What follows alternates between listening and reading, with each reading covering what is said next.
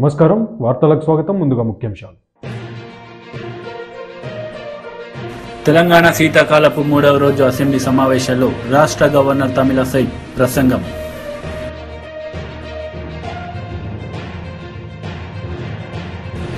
ప్రభుత్వ సలహాదారు సజ్జల రామకృష్ణారెడ్డి మీడియా సమావేశం, టీడీపీ నేతలపై ఫైర్.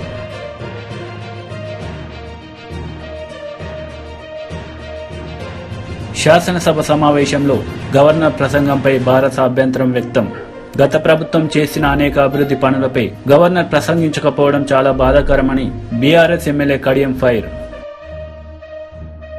యువగలం యువ నాయకుడు నారా లోకేష్ పాదయాత్ర, మత్స్యకారులకు అండగా ఉంటాని నారా లోకేష్ హామీ.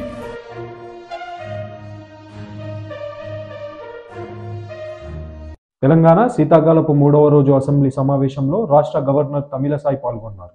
ఈ సందర్భంగా ఆమె ప్రసంగించారు. Honorable Chief Minister Sri Anumula Revanth Reddy Garu, at the time of swearing in, clearly indicated his government's aims and objectives. He made it abundantly clear that in a democracy, the rulers are the people's servants and they are not feudal lords. Our governance is moving forward and taking steps in this direction. The Prajavani program is the first step in this direction. This is people's government and it is people's governance. People can express their problems and get their grievances redressed by the government at any time. Now the situation is such that each and every member of society can proudly declare that this is their government. Our governance will soon become a role model for the entire country. The Telangana state was formed as per the aspirations of 4 crore people. The supreme sacrifices of the youth and the relentless struggle of students, my government is on the firm view that elected governments should govern keeping in view the sacrifices made by people and they should act with the utmost responsibility. My government's aim is to govern keeping in view the aspirations of martyrs, the struggles undertaken by the students and the desire of civil society. I convey that the present elected government thanks all the people, parties, leaders and then UPA government and the then Prime Minister Dr. Manmohan Singh for creating a separate Telangana state in 2014. Respecting the decades-old aspiration of people, on behalf of 4 crore Telangana people, the present government thanks Mrs. Sonia Gandhi, the then chairperson of UPA, for the key role she played in the process of creating Telangana into a separate state. I once again pay my humble tributes through this house to the martyrs who laid down their precious lives. At the time of elections, we gave word to the people that we would get Indrama Rajyam in Telangana. We made it clear that there would not be any repression or dictatorial tendencies in the governance. We have declared 6 guarantees for the welfare and development of the people. In time, with promises made, Chief Minister Sri Revanth Reddy Garu signed the file giving legal sanctity to the 6 guarantees soon after his swearing in. This proved the commitment and dedication of our government. My government is taking the first step along the path of welfare for the people of the state. My government will stand by each and every promise it has made. Within 48 hours of entering the governance, my government has implemented 2 out of 6 guarantees. My government's aim is to make women in Telangana state prosperous as Mahalakshmis. As part of this, women are given free travel facility in the RTC buses and I am happy to inform you that this free travel scheme came into being on December 9th. Other promises made under the Mahalakshmi scheme will be implemented very soon. My government has a definite plan to provide better medical and health services to the poor. No one should lose his or her life because he or she is poor. My government's topmost priority is public health.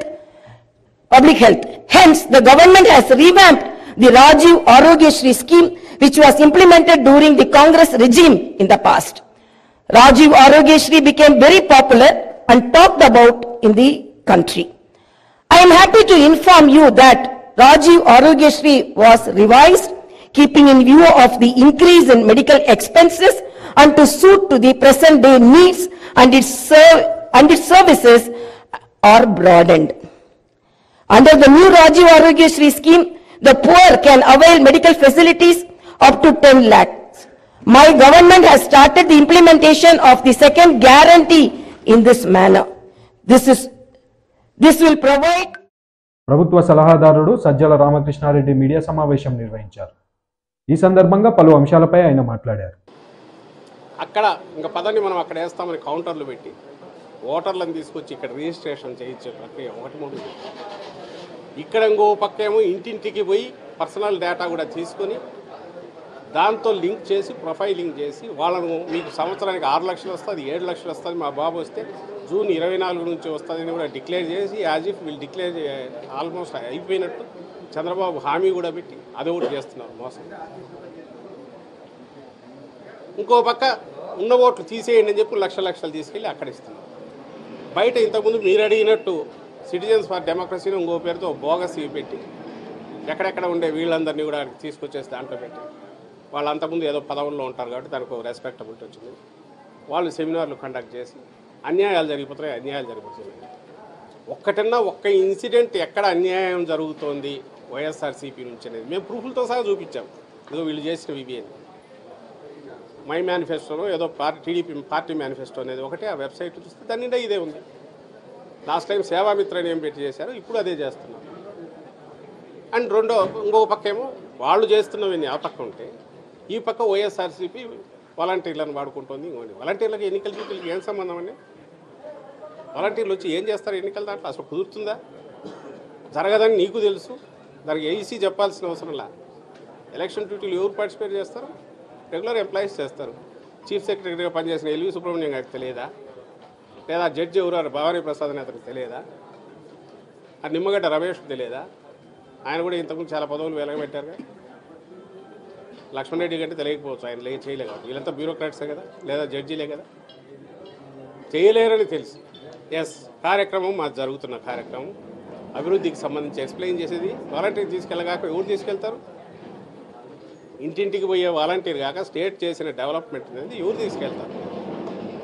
దాన్ని పెట్టి చూపించి వీళ్ళు ఏదో చేయబోతున్నారని తాము చేస్తున్నవన్నీ మాకు రుద్ది వైఎస్ఆర్సీపీకి, ఈ ప్రభుత్వానికి తాము గతంలో చేసినవి ఇప్పుడు చేస్తున్న తప్పులేదు. ఏమి ఎక్స్క్యూజ్ కోసం సాకు కోసం చూస్తున్నారని నేను గట్టిగా అనుకుంటున్నా. అంటే రేపు ఎన్నికల్లో వైఎస్ఆర్ కాంగ్రెస్ పార్టీ స్వీప్ చేశాక ఇదిగో ఓట్లన్నీ ఇవి చేసుకున్నారు, లేకపోతే వీళ్ళు వచ్చేవాళ్ళు కాదు. ఎవరిని తృప్తిపరచడానికి ఇవి? మీకు నిజంగా అధికారం లేక రావాలని ఉంటే, ప్రజాసేవ చేయాలని ఉండి ఎలాగూ లేదు, పోనీ అధికారంలోకి రావాలని ఉంటే ఏం చేయాలి? ప్రజలకు సంబంధించి ఏదైనా హామీలు ఇవ్వాలి. అది ఇక్కడ ఉండాలి, ఈ గడ్డ మీద ఇక్కడికి వచ్చేయాలి, ఇక్కడ ఉండాలి, ఇక్కడ తిరగాలి, ఇక్కడ ప్రజలకు చెప్పాలి. చెప్పి వాటి గురించి ఏం చేయగలరు, లేదా మా దాంట్లో లోపాలు ఇస్తుంది, మీరేం చేస్తారో ఏం చేశారో చెప్పండి. అట్లా కాకుండా ఏదో ఆయన ప్రెస్ కాన్ఫరెన్స్ పెట్టాడు ఏదో అంటే ఏముందంటే ఇది మొత్తం తను గతంలో ఏం చేశాడో అవన్నీ మా మీద వస్తాయి. ఒక్క మెసేజ్ చెప్పాలనుకుంది ఆయన ఏంటంటే 3 నెలల తర్వాత ఆయన వస్తా అన్నాడు. జనసేన ఒక ఆరోపణ చేసింది, Asian infrastructure investment bank NDB bank Andhra Pradesh black list లో పెట్టారు. ఈ ఆరోపణ ఎందుకు పెట్టడం నాకైతే అర్థం కావట్లేదు. గవర్నమెంట్ సంబంధించి జనసేన ఆరోపణలు వాళ్ళు ఏం చేసినా, ఎక్కడ చేసి ఏది చేసినా ఎనీ గవర్నమెంట్కి ఇదే కాదు, అంతకుముందు ఆడిట్ సంబంధించి సిఏజీ అయినా ఇంకోటైనా రెగ్యులర్ ప్రాసెస్ ఏదంటే దాని ప్రకారం వాళ్ళు ఏదైనా రాస్తే వీళ్ళు సమాధానాలు ఇస్తారు, పోతుంటారు. ఇప్పుడు ఇందులో గమనించాల్సింది ఏంటంటే చంద్రబాబు చేసిపోయిన అప్పులు మా మీద పడేసినవి, కోవిడ్ తర్వాత వచ్చిన దాంతో ఉన్న సిచ్యువేషన్ మీద ఆ తరువాత ఇంత బరువు మోస్తూ ఈ ప్రభుత్వం సంక్షేమం కావచ్చు, అభివృద్ధి కావచ్చు, స్టేట్కు కంప్లీట్ ఒక ట్రాన్స్ఫార్మ్ చేస్తున్న నేపథ్యంలో ఖచ్చితంగా బరువు ఉంది. దాన్ని నువ్వేది ఎత్తి వీళ్ళకి నేను కనిపెట్టానని ఎవరు చెప్పాల్సిన అవసరం లా, దట్స్ దేర్. బట్ ఇంత ఇది ఉన్నా కూడా despite all this Jaganmohan Reddy గారు తలపెట్టిన యజ్ఞం ఏది ఉందో అది కంప్లీట్ చేస్తున్నారు. అది అబ్జర్వ్ చేయమని చెప్తున్నారు. అది చూడండి, అది గమనించండి. ఎవరు దాచిపెట్టుకోవడానికి ఏముంది అక్కడ? ఇది అంది ప్రతిదీ ట్రాన్స్పరెంటే. ఒకవేళ అక్కడ నుంచి ఏదైనా క్వశ్చన్స్ వస్తే రాస్తారు, సెంటర్ నుంచి కావచ్చు, ఇంకోటి కావచ్చు, ఏదైనా సరే దాన్ని డీల్ చేసే పద్ధతిలో చేస్తారు. సిటిజన్స్ ఫర్ డెమోక్రసీ వాళ్ళు ఇంకొక అంశం కూడా జగనన్నే రాష్ట్రానికి ఎందుకు కావాలనే కార్యక్రమం ప్రభుత్వ కార్యక్రమంగా ఎలా నిర్వహిస్తారు, పార్టీకి ప్రభుత్వానికి మధ్య రేఖను చెరిపేస్తున్నారు అని ఎలక్షన్ కమిషన్ కూడా ఫిర్యాదు చేశారు. అదే నేను దాని గురించి చెప్తున్నా. స్టేట్లో జరిగిన డెవలప్మెంట్ గురించి, ఎకనామిక్ ఇండికేటర్స్ గురించి మొత్తం వివరాలన్నీ ఇచ్చి ఇంటింటికి తీసుకెళ్తుంది. అది గవర్నమెంట్ ప్రోగ్రామ్, గవర్నమెంట్ కాక ఎవరు తీసుకెళ్తారు? వాలంటీర్స్ తీసుకెళ్తారు. చంద్రబాబు ఇప్పుడు ఎలక్షన్ టైంలో ఎన్నికల మద్యపాన నిషేధం చేస్తామని చెప్పి లేకపోతే ఓట్లు అడగమన్నారు. వైజాగ్లోని పార్టీ కార్యాలయం నుంచి మాజీ ఎంపీ వైవి సుబ్బారెడ్డి విలేకరుల సమావేశం నిర్వహించారు. ఈ సందర్భంగా ఆయన పలు అంశాలపై మాట్లాడారు. రాబోయే 2-3 రోజుల్లో ఉత్తరాంధ్రలో మా ప్రభుత్వం ముఖ్యమంత్రి జగన్మోహన్ రెడ్డి గారి ఆధ్వర్యంలో చేపట్టిన ప్రాజెక్టులు, ఎందుకంటే గత ప్రభుత్వంలో కూడా మేము చేస్తాము అని చెప్పి ఏ ప్రాజెక్టు కూడా కేవలం పునాది రాళ్లకే పరిమితమయ్యారు, కానీ పనులు ప్రారంభించి ఆ ప్రాజెక్టు పనులు పూర్తి చేసిన దాఖలా గత ప్రభుత్వాలకు లేదు. ఆ చరిత్ర మా ముఖ్యమంత్రి గారు ఉదాహరణకి నిన్న శ్రీకాకుళం జిల్లా పలాసలో గత ప్రభుత్వాలు పోయారు, చూశారు. అధికారంలో ఉన్నప్పుడు, అధికారంలో లేనప్పుడు కొంతమంది నాయకులు పోయి వాళ్ళ కష్టాలు చూస్తామని చెప్పారు. తర్వాత అధికారంలోకి వచ్చినాక కూడా 2014 నుంచి 2019 వరకు వాళ్ళ ప్రాణాలు కాపాడటానికి శాశ్వత పద్ధతిలో ఎటువంటి కార్యక్రమాలు చేసిన దాఖలాలు లేవు. అట్లాంటిది మా గౌరవ ముఖ్యమంత్రి గారు మేము అధికారంలోకి వచ్చినాక ఆయన సుదీర్ఘ పాదయాత్ర టైంలో శ్రీకాకుళం జిల్లా పలాస ప్రాంతంలో ఉన్న ప్రజల కష్టాలు చూశారు. పలాస, పాతపట్నం, ఇచ్చాపురం, ఆ ఉద్దానం ప్రాంతంలో ఉండే ప్రజల కష్టాలు చూసి పాదయాత్ర సందర్భంగా వాళ్ళకి చెప్పేటప్పుడు నేను ఉన్నాను, నేను చూస్తాను, ఈ సమస్యకి శాశ్వత పరిష్కారం చేస్తాను అని చెప్పిన మాట ప్రకారం నిలబెట్టుకున్న ముఖ్యమంత్రి మా గౌరవ ముఖ్యమంత్రి జగన్మోహన్ రెడ్డి గారు. దానికి నిదర్శనమే నిన్న సుమారుగా 750 కోట్ల రూపాయలతో నిన్న ప్రారంభించిన ఏదైతే కిడ్నీ వ్యాధిగ్రస్తులకి శాశ్వతంగా పరిష్కారం రావటం కోసం వాటర్ శుద్ధి చేసిన వాటర్ సప్లై చేసే విధంగా ప్రతి ఇంటికి ట్యాప్ ద్వారా వాటర్, ఎందుకంటే ఆ కిడ్నీ వ్యాధులు రావటానికి ప్రధాన కారణం భూగర్భం నుంచి వచ్చే వాటర్ని తాగటం వల్లే వస్తున్నాయి. కాబట్టి దానికి శాశ్వత పరిష్కారం కేరళలో ఇస్తామని చెప్పారు గత ప్రభుత్వాలు, అవి కూడా ఎక్కడ అమలైన దాఖలాలు లేవు. అట్లాంటిది ఎవరి సహాయం లేకుండా వాళ్ళ ఇంటికి శాశ్వతంగా తాగునీరుకి అవసరం మేరకు ఇంటింటికి ట్యాప్ ద్వారా శుద్ధి చేసి నీళ్ళు ఇచ్చే కార్యక్రమం ప్రారంభించటమే కాక ఈ వ్యాధికి ప్రధాన కారణాలైన వ్యాధి సోకి కిడ్నీ బాధితుల ఇబ్బందులకి శాశ్వతంగా తొలగించేదానికి అక్కడ హాస్పిటల్ కూడా నిర్మాణం చేయడం జరిగింది. త్వరలోనే ఆ కిడ్నీ బాధితులు ఎవరైనా బాధితులు ఉన్నోళ్ళు కిడ్నీ మార్పిడి శస్త్రచికిత్సలు కూడా అదే హాస్పిటల్లో చేసుకునే విధంగా అన్ని ఏర్పాట్లు రాష్ట్ర ప్రభుత్వం ఉన్నత స్థాయి ఎక్విప్మెంట్తో మంచి మెరుగైన వైద్యం అందించే కార్యక్రమం చేయడానికి ఇది శాశ్వత పరిష్కారం. టెంపరీగా ఏదో క్యాన్లో నీళ్ళు ఇచ్చి డయాలసిస్ సెంటర్లు పెట్టి డయాలసిస్ చేయించేదానికి కాదు, శాశ్వతంగా ఈ వ్యాధి నుంచి ఆ ప్రాంత ప్రజలను కాపాడటం కోసం చేసిన చర్య అని చెప్పి ఈ సందర్భంగా తెలియజేసుకుంటున్నాం. అదేవిధంగా భోగాపురం ఇంటర్నేషనల్ ఎయిర్పోర్ట్లో రేపే మా నాయకులు, మా ఇంపార్టెంట్ మంత్రులు అందరితో పరిశీలనకు కూడా పోతున్నాం. ఎందుకంటే గత ప్రభుత్వంలో శిలాఫలకాలు వేయటమే కానీ ఎక్కడా ప్రాజెక్టులు ప్రారంభించిన దాఖలాలు లేదు. మా ప్రభుత్వం వచ్చినాక ఆ ల్యాండ్ ఎక్విజిషన్లో భోగాపురం ఇంటర్నేషనల్ ఎయిర్పోర్ట్కి సంబంధించిన ల్యాండ్ ఎక్విజిషన్లో సమస్యలన్నీ పరిష్కారం చేసి భూములు ఇచ్చిన రైతులకు న్యాయం చేసి పనులకు శంకుస్థాపన చేసి మా ముఖ్యమంత్రి గారు పనులు ఇప్పుడు ఈరోజు చక్కచక్క ఏ విధంగా పనులు జరుగుతున్నాయో అవన్నీ కూడా ప్రజలకు రాష్ట్ర శాసనసభ సమావేశంలో గవర్నర్ ప్రసంగంపై బీఆర్ఎస్ అభ్యంతరం వ్యక్తం చేసింది. గత ప్రభుత్వం చేసిన అనేక అభివృద్ధి పనులపై గవర్నర్ ప్రసంగించకపోవడం చాలా బాధాకరమైన విషయమని బీఆర్ఎస్ ఎమ్మెల్యే కడియం శ్రీహరి ఆవేదన వ్యక్తం చేశారు. కాంగ్రెస్ గవర్నమెంట్ వచ్చేదానికి ఆగండి, ఆ తర్వాత మేము ప్రతి క్వింటల్ కూడా 500 రూపాయలు బోనస్ ఇచ్చి కొనుగోలు చేస్తామని చెప్పారు. దానికి సంబంధించిన ప్రస్తావన కూడా లేదు. దళిత బంధు ప్రస్తావన లేదు, పంటలకు బోనస్ ఇచ్చి కొనుగోలు చేసే ప్రస్తావన కూడా దీంట్లో లేదు. అంటే కాంగ్రెస్ ఇచ్చిన హామీల నుంచి అప్పుడే పలాయనము చిత్తగించినట్టుగా భావించవలసి వస్తున్నది.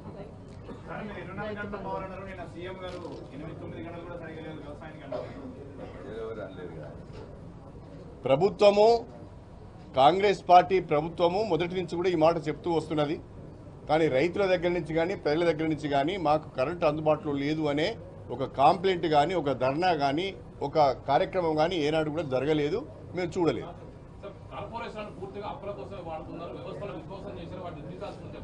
శ్వేతపత్రాలు ప్రకటిస్తా అన్నారు. శ్వేతపత్రాలు వచ్చిన తర్వాత అన్ని విషయాలను దాంట్లో పొందుపరచడం జరుగుతుంది. దానికి సరైన రీతిలో సరైన సమయంలో మా సమాధానం కూడా ఉంటుంది. గవర్నర్ గారు జాయింట్ సెషన్లో ప్రసంగించడం జరిగింది. గవర్నర్ గారి ప్రసంగంలో కొత్తదనం ఏమీ కనిపించలేదు. నూతనంగా ఏర్పడిన ప్రభుత్వము రాబోయే రోజులలో రాష్ట్ర అభివృద్ధికి సంబంధించి, ప్రజల సమస్యల పరిష్కారానికి సంబంధించి ఏ రకమైన మార్గం ఎంచుకుంటున్నది, ఏ రకమైన ప్రణాళికలు రూపొందించుకున్నది అనే విషయంలో ఏమాత్రం కూడా స్పష్టతనివ్వలేదు. గవర్నర్ ప్రసంగం పూర్తిగా కాంగ్రెస్ పార్టీ ఎన్నికల మేనిఫెస్టోను చదివినట్టుగానే ఉంది తప్ప గత ప్రభుత్వాన్ని విమర్శించడానికే జాయింట్ సెషన్ ఉపయోగించుకున్నట్టుగా ఉన్నది తప్ప కొత్తదనం ఏమీ కనిపించలేదని చెప్పి ఈ సందర్భంగా తెలియజేస్తున్నాను. దురదృష్టం ఏంటంటే గత 10 సంవత్సరాలు తెలంగాణలో తిరోగమనంలో ఉన్నదన్నట్టుగా ఆమె మాట్లాడింది. కానీ తెలంగాణ జాతీయ స్థాయిలో అనేక రంగాలలో అభివృద్ధి సంక్షేమ కార్యక్రమాల అమలులో రోల్ మోడల్గా వ్యవహరించింది. జాతీయ స్థాయి సంస్థల నుంచి, కేంద్ర ప్రభుత్వం నుంచి అనేక అవార్డులు అందుకున్నదనే విషయాన్ని ఆమె మర్చిపోయింది. వాస్తవంగా ఒకవైపు ఆర్బీఐ కానీ, నీతి ఆయోగ్ కానీ, యుఎన్ఓ లాంటి సంస్థలు, అనేక ప్రతిష్టాత్మక సంస్థలు తెలంగాణ ప్రభుత్వం యొక్క పెర్ఫార్మెన్స్ను మెచ్చుకొని అవార్డులు ఇచ్చిన సంగతి గవర్నర్ గారు మర్చిపోవడం దురదృష్టకరం.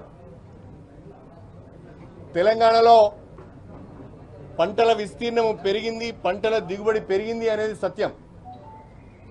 హర్యానా, పంజాబ్ రాష్ట్రాలను తలదన్ని వరిధాన్యం దిగుబడిలో తెలంగాణ మొదటి స్థానం సంపాదించింది. సంవత్సరానికి 3 కోట్ల టన్నుల వరిధాన్యం దిగుబడి అవ్వడము ఇది సత్యము, ఇది ఒక రికార్డ్. 24 గంటల కరెంటు అన్ని రకాల వినియోగదారులకు 24 గంటల కరెంటు తెలంగాణలో అందిస్తున్న మాట వాస్తవం. విద్యుత్ వినియోగంలో తెలంగాణ మొదటి స్థానంలో ఉన్నది అనేది సత్యం. తలసరి ఆదాయం గణనీయంగా పెరిగింది తెలంగాణలో అనేది ఆర్బీఐ చెప్పిన మాట. హైదరాబాద్ అభివృద్ధి అనేది సత్యం. ఐటీ ఉత్పత్తుల ఎగుమతిలో కూడా హైదరాబాదు ఒక బ్రహ్మాండమైన అభివృద్ధిని సాధించింది అనేది సత్యం. పట్టణ సుందరీకరణ అనేది ఒక సత్యం. స్టేట్ ఓన్ ట్యాక్స్ రెవెన్యూస్ను పెంపొందించుకోవడంలో, అభివృద్ధి చేసుకోవడంలో తెలంగాణ నెంబర్ 1 అనేది ఆర్బీఐ చెప్పిన మాట సత్యం. అదేవిధంగా Janasena PAC chairman Nadendla Manohar media సమావేశం నిర్వహించారు. ఈ సందర్భంగా పలు అంశాలపై ఆయన మాట్లాడారు. అంతర్జాతీయ స్థాయిలో కూడా మన ఆంధ్రప్రదేశ్ పరువు తీసే విధంగా వీళ్ళ చేతగాని పరిపాలన, జగన్మోహన్ రెడ్డి గారి నిర్వాకం ప్రభుత్వాన్ని పూర్తి స్థాయిలో అభాసుపాలు చేసింది.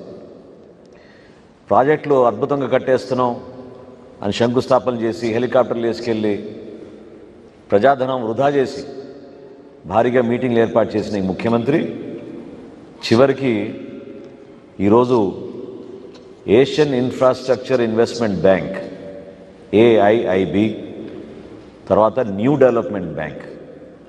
ఈ న్యూ డెవలప్మెంట్ బ్యాంక్ ఎవరంటే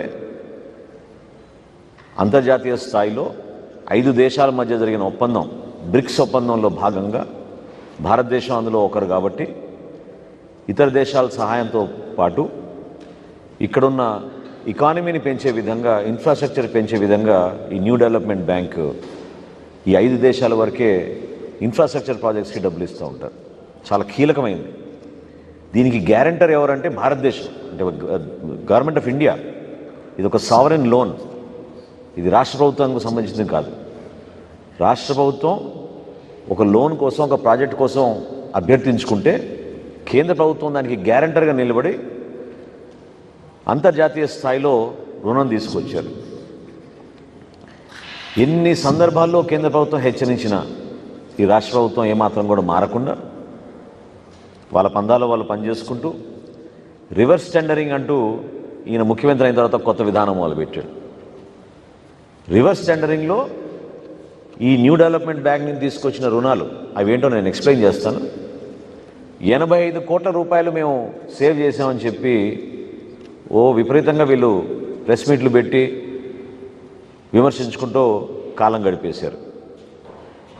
85 కోట్ల రూపాయలు రివర్స్ టెండరింగ్ ద్వారా సేవ్ చేసామని చెప్పిన, ఆదాయం చేసామనే ఈ మహానుభావులు చివరికి ఏం చేశారు అసలు యాక్చువల్ రోడ్స్ కోసం అంటే, ఇక్కడ 2 ప్రాజెక్ట్స్ ఉన్నాయి ఆంధ్రప్రదేశ్కి సంబంధించిన major and critical road projects. అందులో మొదటిది AP roads and bridges reconstruction project. అంటే సుమారు 1231 కిలోమీటర్లు మన రాష్ట్ర రహదారులు సింగిల్ లేన్ నుంచి డబుల్ లేన్ చేయడానికి. అదేవిధంగా రెండోది AP mandal connectivity and rural connectivity. అంటే కేవలం గ్రామీణ ప్రాంతాల్లో ఒక మండలం నుంచి ఒక మండలానికి వెళ్ళడానికి, అక్కడ గ్రామీణ ప్రాంతాల్లో వేయాల్సిన రోడ్ల గురించి 1297 కిలోమీటర్లు రోడ్లు వేయడానికి వీళ్ళు ప్రాజెక్ట్ ప్రపోజల్స్ తయారు చేశారు.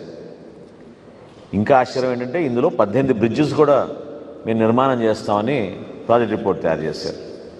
టోటల్ ప్రాజెక్ట్ కాస్ట్ 6,400 కోట్ల రూపాయలు. 6,400 కోట్ల రూపాయలు.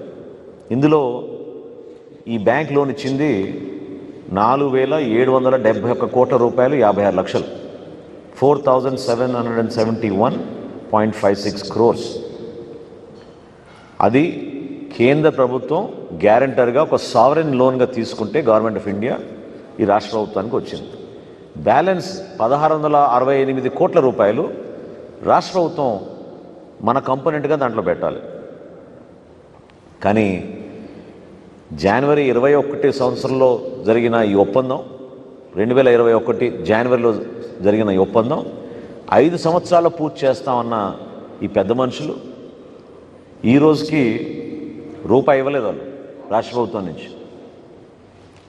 బ్యాంకు కూడా మొదటి ఇన్స్టాల్మెంట్గా 245 కోట్ల రూపాయలు రిలీజ్ చేశారు. కేంద్ర ప్రభుత్వం నుంచి department of economic affairs, government of India చాలా స్పష్టంగా వార్నింగ్ ఇచ్చింది రాష్ట్ర ప్రభుత్వానికి. మీరు చేసే తప్పు అంతర్జాతీయ స్థాయిలో చెడ్డ పేరు వస్తుంది, మీకే కాదు భారతదేశానికి కూడా చెడ్డ పేరు వస్తుంది అని ఎన్నోసార్లు వాళ్ళు రిపీటెడ్గా రిమైండర్స్ పంపించి వార్నింగ్స్ ఇచ్చినా వీళ్ళలో మాత్రం కదలిక లేదు. చివరికి వీళ్ళు ఏం చేశారా అంటే, మొత్తం ప్రాజెక్టులో వీళ్ళు చేయగలిగింది 4.89%, అంటే 4% వరకు రోడ్లు చేసాం అని వీళ్ళు రిపోర్ట్ ఇస్తే ఆ బ్యాంక్కి ఇంకా ఊహించని విధంగా వాళ్ళు ప్రాజెక్ట్ని టర్మినేట్ చేసేసి విత్డ్రా అయిపోయారు. ఎంత దారుణం చూడండి. ఈ 4 సంవత్సరాలు వాళ్ళు చేసింది ఎంత అంటే 4%. TDP MLC Panchumarthi Anuradha media సమావేశం నిర్వహించారు. ఈ సందర్భంగా వైసీపీ నేతలపై ఆమె మండిపడ్డారు. మహిళల్ని పైకి తీసుకురావటం, చివరికి రాజకీయాల్లో కూడా మహిళా రిజర్వేషన్లు కల్పించటం, వాళ్ళని అందరినీ కూడా వెన్నంటే ఉండి మరి మహిళల్ని అనేక రకాలుగా ఉద్ధరిస్తే, ఈరోజు ఈ జగన్మోహన్ రెడ్డి, ఈ వైసీపీ ప్రభుత్వం మహిళలకి ఏం చేసిందయ్యా అంటే గుడ్డు సున్నా. అది కాకుండా వాళ్ళ అత్యాచారాలకి గురైతే కనీసం దాని గురించి మాట్లాడకపోవటం. చంద్రబాబు నాయుడు గారి హయాంలో ఎవరన్నా ఒకరు అత్యాచారం చేస్తే, పొరపాటున చేస్తే ఖచ్చితంగా మనం దొరికిపోతే చంద్రబాబు నాయుడు గారు ఉరి తీసే అంత పని చేస్తారు అని అనే విధంగా భయపడి పొరపాటున ఎవడన్నా గనక అత్యాచారం జోలికి వెళ్తే వాడికి వాడే ఉరేసుకునే పరిస్థితి ఉండేది. అది జరిగింది కూడా. దాచేపల్లి, గుంటూరు జిల్లా దాచేపల్లిలో అది జరిగింది కూడా. ఒక 5 ఏళ్ల బాలికని అత్యాచారం చేస్తే వాడి సంగతి ఏంటో తేలుస్తాను, వాడి సంగతి ఏంటో తేలుస్తాము, వాడిని ఉరి తీసిన పాపం లేదు అని చంద్రబాబు నాయుడు గారు ఇచ్చిన స్టేట్మెంట్కి నేను దొరికిపోయినా సరే నాకు పడేది ఉరిశిక్షే, చంద్రబాబు నాయుడు గారి నుంచి తప్పించుకోలేము అని వాడికి వాడే ఉరేసుకొని చచ్చిపోయే పరిస్థితి ఉండేది. అది లా అండ్ ఆర్డర్ అంటే, అది ఒక భయం అంటే. మీరంటే అసలు ఎవరికి భయం ఉంది? అసలు ఈ ప్రభుత్వం అంటే ఎవరికి నమ్మకం ఉంది? మహిళా సాధికారత చేస్తామని చెప్పి ఆ పేరుతో ఈరోజు జగన్మోహన్ రెడ్డి మహిళా సంహారమే చేస్తున్నాడు అని చెప్పి చెప్పటానికి నిజంగా చెప్పాలంటే సిగ్గుపడుతున్నాం. ప్రతి గంటకి లైంగిక వేధింపులు జరుగుతున్నాయి. ప్రతి 3 గంటలకి ఒక మహిళ హత్య జరుగుతుంది. ప్రతి 8 గంటలకి ఒక రేప్ జరుగుతుంది. ప్రతి 12 గంటలకి ఒక కిడ్నాప్ జరుగుతుంది. రోజుకి 19 మంది బాలికలు, 24 మంది మహిళలు మిస్సింగ్ కేసులు ఉన్నాయి. దీని మీద ఈనాటి వరకు, ఈ రోజు వరకు, ఈ క్షణం వరకు ఎవరైనా సరే ఒక సమీక్ష అన్నా చేశారా? ఏమన్నా యాక్షన్ తీసుకున్నారా అంటే ఏమీ లేదు. గత 55 నెలల్లో వీళ్ళ పరిపాలనలో 1,48,000 పైన నేరాలు మరి మహిళలపై చేయటం జరిగింది. దాని మీద ఏ యాక్షన్ కూడా తీసుకునే పరిస్థితి లేదు.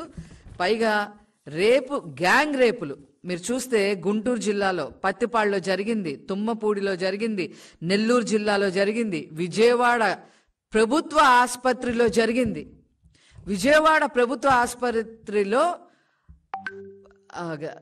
గ్యాంగ్ రేప్ జరిగితే దాని గురించి మాట్లాడాలి, ఆ అమ్మాయి పరిస్థితి ఎలా ఉందో చూడాలి అని చెప్పి స్వయంగా చంద్రబాబు నాయుడు గారు ఆ అమ్మాయిని చూడటానికి అక్కడికి వస్తే మహిళా కమిషన్ చైర్పర్సన్గా తిరిగిన వాసిరెడ్డి పద్మ అక్కడికి వచ్చింది.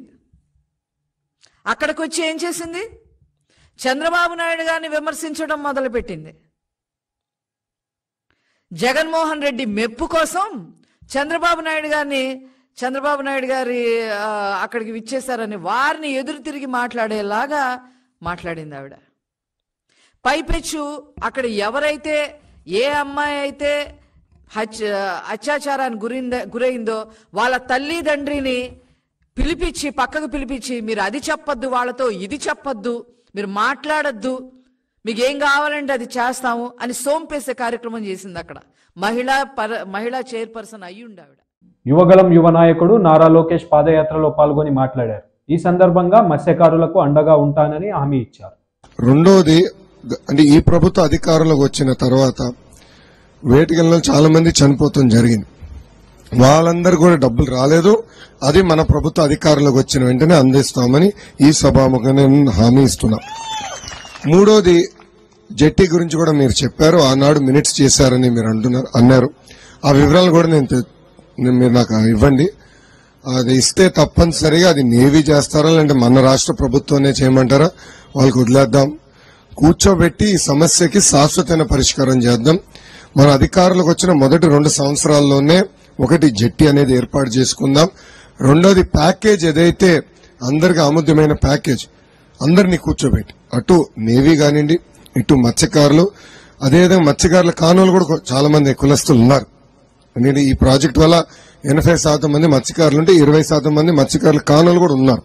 రైతులు ఉన్నారు, ఇతర కులస్తులు కూడా ఉన్నారు. వాళ్ళందరినీ కూడా కూర్చోబెట్టి రాష్ట్ర ప్రభుత్వం కూడా ఉండి దీనికి ఈ సమస్యకి శాశ్వతంగా ఇది ప్యాకేజ్, ఈ విధి విధానాలు అందరినీ మనందరం ఒప్పుకునే విధంగా మంచి ప్యాకేజ్ ఏర్పాటు చేసి అందించే బాధ్యత మన ప్రభుత్వం తీసుకుంటుంది. అదే మొదటి 2 సంవత్సరాలు పూర్తి చేస్తామని హామీ ఇస్తున్నాం. దీనికి అందరి సహకారం కావాలని, ఒక మంచి కార్యక్రమం చేయాలంటే అందరి సహకారం కావాలి. ఇప్పుడున్న ఎమ్మెల్యేలు అందరం చూస్తుంటే, వైకాపా ఎమ్మెల్యేలు అందరం చూస్తుంటే వీళ్ళందరూ పెళ్లిళ్ళు చెడగొట్టేవాళ్ళండి, పెళ్లి చేసేవాళ్ళు కాదు. ఒక మంచి కార్యక్రమం జరుగుతుందంటే, ప్రజలకు ఏదో ఉపయోగపడుతుందంటే కోర్టుకు వెళ్తాం, మనలోనే చిచ్చులు సృష్టిస్తాం. ఇది వీళ్ళు చేసే ఆరోపణలు. దీని ద్వారా రాజకీయ లబ్ధి ఎలా పొందాలి, ఆర్థికంగా వాళ్ళు వ్యక్తిగతంగా ఎలా బలోపేతం అవ్వాలనేది వాళ్ళ ఆలోచన. దయచేసి ఇది మనం గుర్తుపెట్టుకోవాలి. అందరికి సమన్వయం చేసి సరైన ప్యాకేజ్ వచ్చేదానికి చాలా కష్టమైన పని, కానీ చేద్దాం, కష్టపడదాం. మన అధికారంలోకి వచ్చిన మొదటి రోజు నుంచి దీనిపైన వర్క్ చేద్దాం. మహా అంటే సంవత్సరం పడుతుంది, అందుకే ఇంకో ఎక్స్ట్రా ఒక సంవత్సరం పెట్టుకున్నా. అటు ఇటు మళ్ళీ అందరు రికార్డ్ చేస్తున్నారు. మీరు సంవత్సరం అన్నారు, 18 నెలలు అయిందని మళ్ళీ మీరు నిలదీస్తారు. లేదంటే ఇప్పుడున్న ముఖ్యమంత్రిలాగా పరదాలు కట్టుకుని రావాల్సి వస్తుంది నేను కూడా. అందుకే 2 సంవత్సరాలు అంటున్నాను. మన అధికారంలోకి వచ్చిన వెంటనే ఇమ్మీడియట్ గా ఇది డిస్కస్ చేద్దాం, కానీ అందరం ఒకే ఒక మాట మీద నిలబడతాం. అది ఈ సమస్యకి శాశ్వతమైన పరిష్కారం. దయచేసి ఇది మీరు మీ మనసులో పెట్టుకోవాలని సభాముఖంగా కోరుతున్నాం. వార్తలు ముగించే ముందు ముఖ్యాంశాలు మరోసారి. తెలంగాణ శీతాకాలపు 3వ రోజు అసెంబ్లీ సమావేశాల్లో రాష్ట్ర గవర్నర్ తమిళసై ప్రసంగం.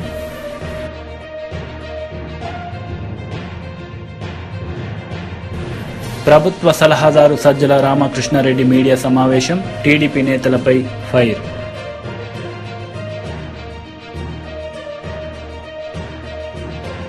శాసనసభ సమావేశంలో గవర్నర్ ప్రసంగంపై భారత అభ్యంతరం వ్యక్తం. గత ప్రభుత్వం చేసిన అనేక అభివృద్ధి పనులపై గవర్నర్ ప్రసంగించకపోవడం చాలా బాధాకరమని BRS MLA Kadiyam fire. Yuvagalam యువ నాయకుడు నారా లోకేష్ పాదయాత్ర, మత్స్యకారులకు అండగా ఉంటా అని నారా లోకేష్ హామీ.